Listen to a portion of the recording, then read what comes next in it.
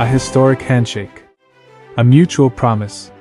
On October 6, 2025, a new era in the Pacific was sealed as Papua New Guinea and Australia signed the Mutual Defense Treaty, famously known as the Pukpuk Treaty. But what exactly is this landmark agreement, and why is it creating such a stir? Named after the Tok Pisin word for crocodile, the Pukpuk Treaty is a mutual defense pact.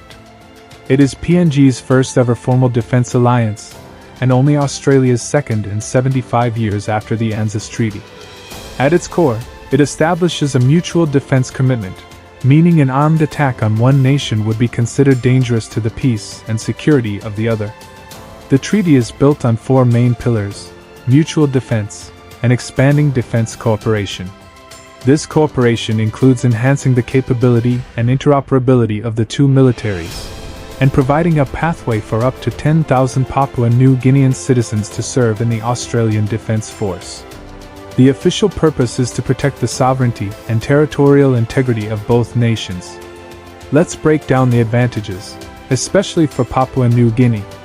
First, sovereignty and security. The treaty is an enormous boost to PNG's defense capacity. It provides much-needed training, logistics, and financial resources to modernize a severely under-resourced PNG defense force, allowing them to better police their vast maritime borders. Second, internal stability. For a country facing severe internal security threats like tribal conflict, border issues, and natural disasters, Australian support can be formalized and delivered more quickly for humanitarian and crisis response. Third, economic and social benefit. The recruitment pathway to the ADF offers significant employment opportunities and professional development for PNG citizens, who can then return home with valuable skills for nation building. For Australia, the treaty secures its immediate northern border with a trusted ally and helps solidify its position as the security partner of choice in the Pacific, a key strategic objective amid rising geopolitical competition. However, the Pukpuk Treaty is not without its critics. The primary concern is over PNG's neutrality. For decades, Papua New Guinea has maintained a foreign policy of friends to all, enemies to none. The Mutual Defense Clause is seen by some as potentially compromising that neutrality and entangling PNG in great power rivalry, specifically between Australia and China.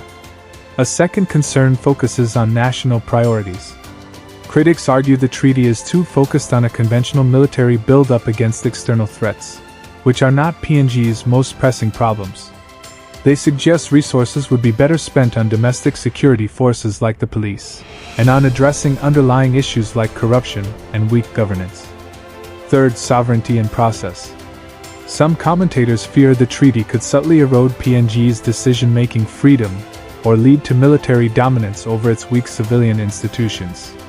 They also point to a lack of broad public and parliamentary consultation on such a monumental agreement. The Pukpuk Treaty is a defining moment for the Australia-PNG relationship, transforming a historically close partnership into a formal, mutual alliance.